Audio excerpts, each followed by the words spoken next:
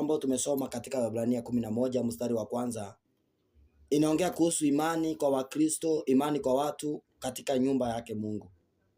Na kukuwa na imani ni nini? Imani ni kukuwa na kusudio ya mambo ambayo yanatarajiwa, ambayo hayajatendeka, lakini uko na imani yatatendeka. Mgonjwa akiwa hospitalini ako na imani atapata kupona, na mtu yeyote ambaye ako na shida ako na imani kuna siku ambayo atapata kukwepa katika hiyo shida.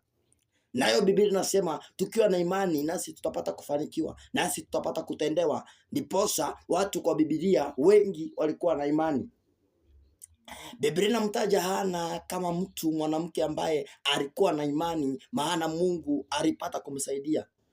Hana alichukiwa, alidhihakiwa na pia alionewa, maana alikuwa amefungwa tumbo.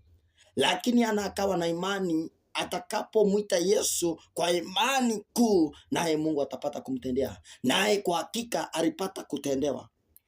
Naye Biblia inamtaja Batimayo, mtu ambaye hakukuwa ameona kwa miaka mingi toka azaliwe. Aliposikia habari za Yesu akawa na imani, akipatana na yeye atapanda kuona, na kwa hakika alipata kuona. Biblia inamtaja yule mama wa Marko mtakatifu, yule ambaye alikuwa anatokwa na damu miaka 12, atakapoliguza vazi la Yesu kwa imani atapokea uponyaji. Biblia inazungumza watu wakawa na imani ndiposa walipata kufanikiwa. Nanyi mkiwa katika kanisa mkiwa na imani, naye Mungu atapata kuwatendea na atapata kuwafanyia mambo makubwa mkiwa na imani. Imani ni kusudio ya mambo ambayo yanatarajiwa, ambayo hayako, lakini uko na imani yatakuwa baadaye. Unaweza ukawa na imani magonjwa ambayo uko nayo, shida ambayo uko nayo, ukiwa na imani yanaweza kabadilishwa na kaondoka kabisa.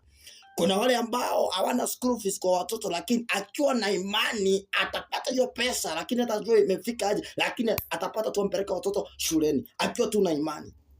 Imani ni kusudio ya mambo ambayo yanatarajiwa, ambayo hayajatendeka, lakini uko na imani yatatendeka.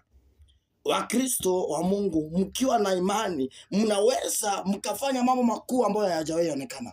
Naye Yesu akazungumza na wanafunzi wake akawaambia, mkiwa na imani mnaweza mkahamisha ile mlima ikiwa mahali pale ikaondoka ikaenda mahali pale. Kile ambacho kina thamani ni imani ambayo uko nayo.